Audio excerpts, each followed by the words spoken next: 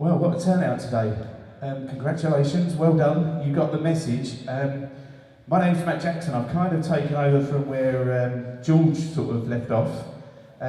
Myself, Lee, Kim, we've got some ladies up there, Laura and Roger. We're all here today from the Thames Crossing Action Group, and we're going to go through some slides just to bring you up to speed with the new revised red line route. Now, I don't know if you can see that, but what that is the agenda for today. I'll go through the introductions formally rather than informally, as I just did. We've got some high-level facts.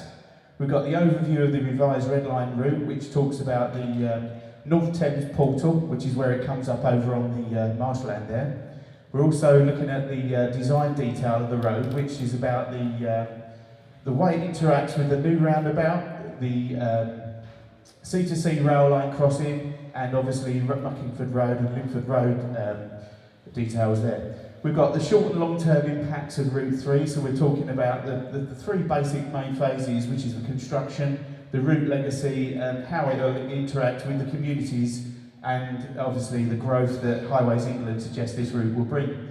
A quick brief line heading there, communicate. That's one of the major important things about this route. There's not enough communication going on. So we're going to go over that a little bit later on, and then that will lead into what can I do about this, and that will come back into the communicate part. We'll look at the revised timing. We'll also look at the sales pitch that Highways England are putting out to businesses and local groups. We've got some guest speakers from CPRE. Where are you, CPRE? You in the room yet? No? Right, okay.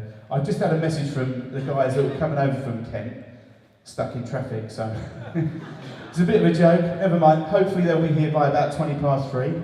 And then right at the very end there, we've got some Q&As, question time. So let's get into this agenda. So, as I said, we've got Roger. Where's Roger? Come up the front, Roger. A lot of you might have seen Roger. He's been key lobbyist at a lot of events over the last 18 months, 2 years. And he is now the chair. He's taken over from George. So, George, you're now Roger. So this is Roger. If you've got any questions, obviously we'll fire them away towards the end of the meeting. Roger, Kim, myself, Laura and Lee. We've got Mark, who's not in the room today, but he's our IT and technical guy. Laura is our web guru, and she's also my correction artist. She's always picking up my spelling mistakes. We've also got there Lee, which is Lee. She takes care of the legal side of our stand up, Lee. She takes care of the legal side of the business, so that's great. So we've got Sue Summons, who's your local ward councillor. Are you in the house, Sue? Stand up. Take it back. All the good work that Sue does, thank you. We've also got Councillor Smith, who is the ward councillor for Uplands and Aveley, but he chairs the Thurrock Council Task Force. And as I said earlier, we've got Alex from CPRE, we've got a guy from James who's a bit of a sort of lobbyist. He's a Kent campaigner for alternative transport. So these guys here, and Gordon, these guys here are going to be really talking about the alternatives and clean air strategy that they're trying to promote. Of course, we need to thank Jan Fawcett, Rosie Barnes. Sorry, I don't actually personally know you guys, so I'm just going to rattle these names off. Linda Mully and the forum and all the volunteers that got the word out to you people, because without those guys, you probably wouldn't be here right now. So, without further ado, let's get into the high-level facts. So, 86% of traffic will remain on the existing crossing. Even with this new route, there's no guarantee that the traffic that we currently see on the M25 will really be that reduced. We're talking about sort of 10 years' time, 2027, there's going to be a natural growth of traffic anyway. Our argument as a Thames Crossing Action Group is that the 14% the Lower Thames Crossing actually tries to reduce the current Dartford crossing by isn't enough. So we're trying to get a route that actually delivers a better strategy for us. Now we're talking about 8 billion worth of growth claimed by Highways England, and CELEP actually support that as well. They're the local business group. that Highways England have been targeting for supporting their project. The capacity increase in the Lower Thames crossing area is increased by 70%, so that's quite a substantial amount. And when you look at that figure, it's sort of staggering on the basis that 70%, how many vehicles more does Thurrock actually need crossing the boundaries and over into Kent? I think the figure was about 60,000 vehicles extra a day. So Thurrock will actually see around the sort of 210, 220,000 vehicles crossing the borough, which is a huge issue for air pollution and your health and longevity.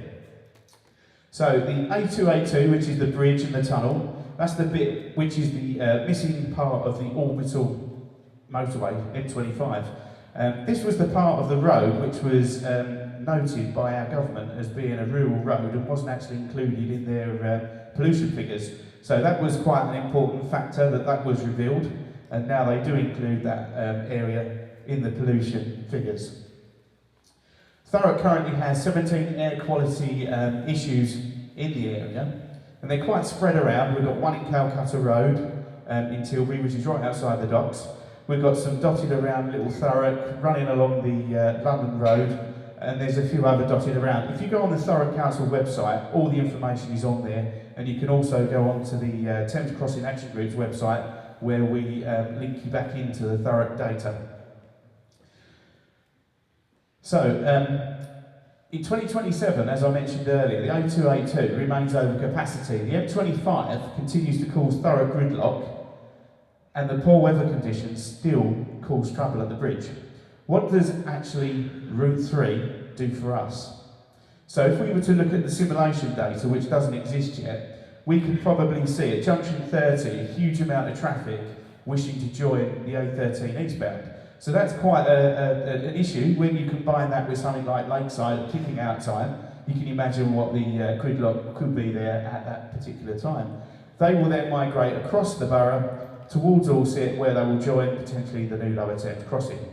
Get themselves over to Kent, and then what? They then probably want to go back over towards the M25, where they'll be met by junction 2, which is the A2 junction, which isn't really fit for purpose for that kind of throughput. When you look at the junction 30 that we've got currently on the M25, it's of similar design. There's traffic lights around a roundabout, and there is no way that the traffic is going to be free-flowing through that. So one of the high-level points there is 10% of Thurrock's ports use freight forwarding on rail, which is an appalling figure. They should probably be targeting maybe 40 or 50% of their freight forwarding on rail. So that will then reduce the HGVs using Thurrock's roads. So that means good news for us if that was to happen, but unfortunately there is no forward vision of increasing that figure from 10%. So this is the revised route, not that you can see it very well. We've got the maps on the wall along the back there. I'll try and point it out. This bit up here, that's North Ockenden. So what we do is we come off of the M25 and we go underneath. This is the new design detail that was released in the scoping report recently. So it comes off of the M25, it goes east across towards North Ockenden and where the Buckles Lane landfill site is. The design detail around that is, it comes from a cutting, it comes across, is it North Road, North Road in Ockenden. It will go underneath that, and then it will start to elevate to a normal, natural level with the ground. Then as the land falls away at the back towards the fen, they will start to put the road on an elevated section, approximately 5.5 metres high. It's not a massive amount, but the reason for that is to try and soften out the gradients between what we've got in North Ockenden, how it drops away towards Baldwin Fen, and then how it then picks back up as we get in towards Alsett. As we get towards Alsett, which is this little junction here, it will meet the A13. They revised it where what we've got before was a little loop road that come off of the Alsett Cock. It followed the A128 down towards the Chapel Flats, and then there was like a hairpin bend and some loopy junctions there, which didn't really, it didn't really seem viable really. So what they've done is they revised the junction at Baker Street, and we've left with a bit of a detail missing. There's a lot of information we need to glean from Highways England on this, because moving traffic from DP World, from Tilbury to what we've got there from the M25, it's very important how this integrates with the Thurrock Road network. What we certainly don't want is, if any issues, accidents or whatever occur on this new road, they don't then use the local roads like the A1013. There's a new roundabout, top of Heath Road, roundabout there, where the A1089, which is talking about declassifying that road, because Tilbury 2 gets a new link road into the port. So that would become the new 1089. It sort of makes sense, but in the same time, it has major impacts on you guys from Linford, East Tilbury, villages all around this area. So this is one thing that you guys really need to get together with and work with Highways England to understand what that will mean for you. As we come across the Linford-Muckingford Road, it's spoken about being elevated along that section, and it will be elevated over the railway line as well, and then it will drop down as we get towards the junction for Tilbury 2. From there on, we will go sort of down towards the portal, and then you've got 2 tunnels down here which cross the Thames. So all this area here, marshland, wetlands, it's been noted as floodplain and all the rest of it, so it's a protected kind of area. And these are the details that we really do need to sit down with Highways England and try and understand what it means. So, Highways England, the high-level development points. M25, new junction crosses under the M25, as I've said. It realigns around the Buckles Lane tip in Ockenden. Access to the A13 and Tilbury, what they're saying is it's a cleaner route, bringing out the new junction there. A13 and A128, we've had a redesign on that. The new junction near Tilbury for Tilbury 2 Port and the Power Hub. The A226 junction down in Kent, and then a realigned junction with the A2. There's a key part of this which talks about future-proofing. 3 lanes from Alsett all the way down through the tunnel into Kent.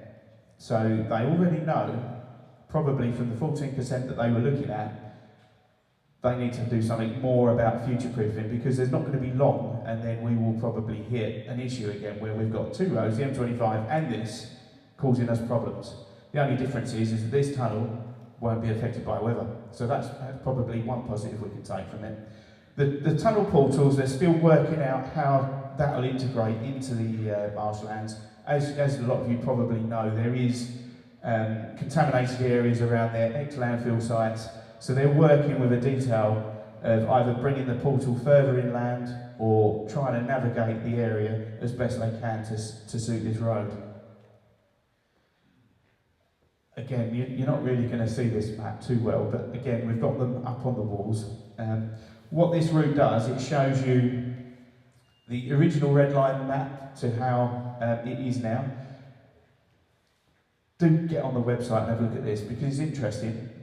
For you guys in East Tilbury, there's a little plant sort of spur facility that's been put down there near Coalhouse Fort. We need to understand what that is, and when we do, we'll obviously share it all with you, but you've got to keep the pressure on via your councillors and the Thurrock Council Task Force, which Councillor Smith is here today to ask you questions as well.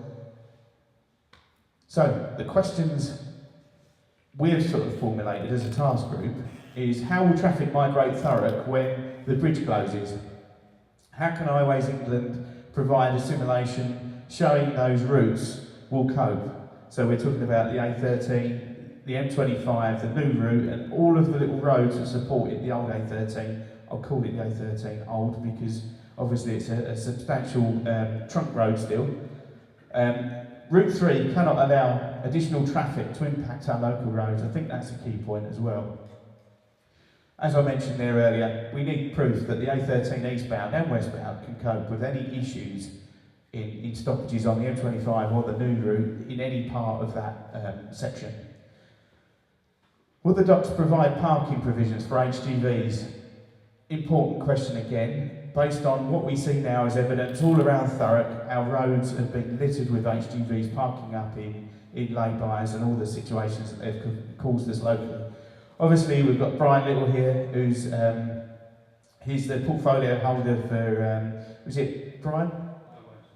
Highways and Transport. He's done a sterling job on mitigating some of these parking issues with blocking off some of the lay-bys. Obviously, those lay-bys were there originally for safety havens if people broke down, but at the same time, if lorries are going to use them, then cars can't use them for that anyway. So the best route there was to close them off, and you will see across the borough that there's been a lot of that going on. So, construction. What happens during construction? We're talking about air, noise, vibration, light, the working hours, all the things that could potentially affect you while this road is going to be constructed. And also, something that Highways England are quite key on, and they really do want to engage with you, is the fact that the lasting blight and legacy of this road is important to them as it is to you. They tell us this, but at the same time, we need to work with them to try and understand how we can get the best deal out of this route if it comes ahead. So things like bridges over the C2C rail line, it might be better if the route was sunken underground, so we can still see our green fields and not be obstructed by heavy goods vehicles trundling past at 50 miles an hour. So those are some of the issues that the task force have tried to engage with England, Highways England, with the help of the task force at Thurrock Council. One of the last things we tried to get out of the Highways England team was a 3D rendering of the complete design. And because the design hasn't formalised yet, we're still yet to get that. But the video that was playing earlier, that is kind of where we're at the moment. It's a very high level route flyover. So we're working on it. So what can you do?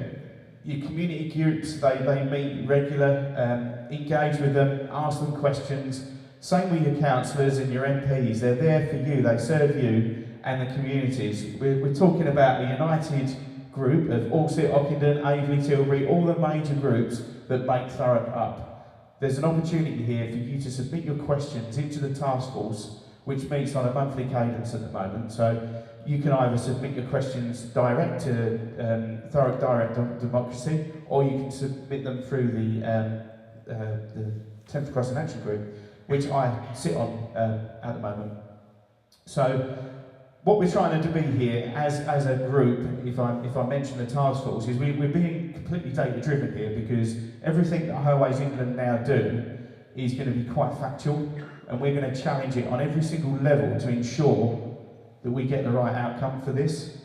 We're obviously respectful, we're going to take responsibility, and it's all about teamwork and engagement. So that's where you guys also come in. You need to engage with your councillors and us and work together to get the best out of this.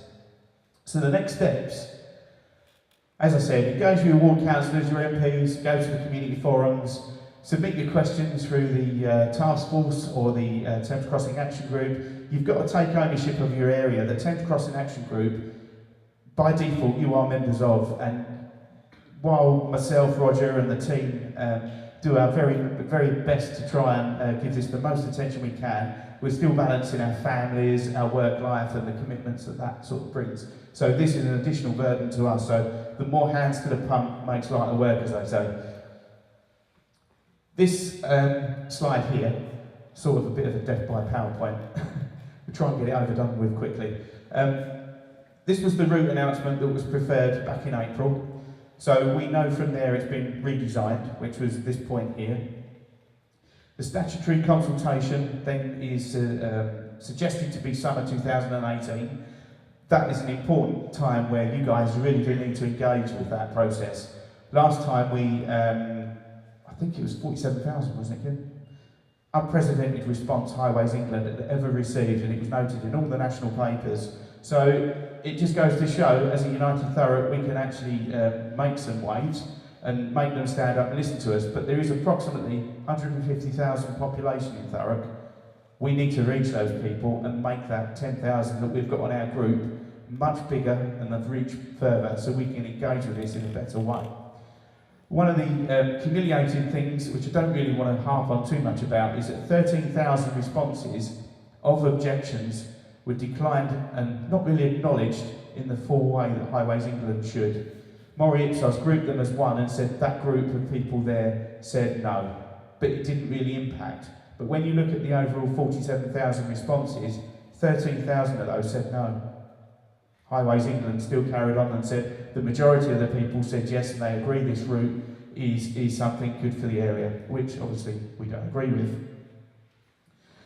The sales pitch that they're actually putting out at the moment to all the businesses, it's talking about housing, the jobs, the growth, the business potential that this road could bring. So if we look at Allset, or Thurrock even, 11,500 houses in the next sort of 10 years. We're talking about a total of nearly 200,000 houses covering Thurrock, Castle Point, Southend, Swale, Medway, Gravesham and Dartford. That's a lot of people. And I don't think Route 3 is actually going to be the resolve to any of that. They talk about a huge amount of jobs. Now the Port of Tilbury, I think 8,500 jobs. That is a huge amount. 4,500, wherever that is. DP World, 27,000. The new Ebbsfleet Garden City is a huge development, a bit like Chafford, but a lot bigger. 32,000. Amazing figures. So they're quoting all the positives of what could actually be supported by this road. I don't believe for 1 second that road could actually support much of that. But anyway, CPRE aren't here at the moment. So they were going to talk about the clean air strategies. But what I will say is, while they're not here, is that there's future vision by the council and some private groups about bringing in alternative transport, looking at things like hydrogen-powered buses or tram systems. The connectivity between Kent and Essex is obviously going to be on the agenda there. So there's alternatives there. They're not going to be immediate. There's going to be some future development with that. So it's an interesting way to take things forward. Of course, car manufacturing is obviously taking steps forward to try and mitigate some of the pollution issues. Electrification is a big thing. Hybrid cars you can actually get now obviously come with a premium price, but I think the government said 2040 was their date where they would like to see electrification fully rolled out. So we've got a long time to go yet, so our lives are going to be severely impacted by this road until we get some more electrification going on.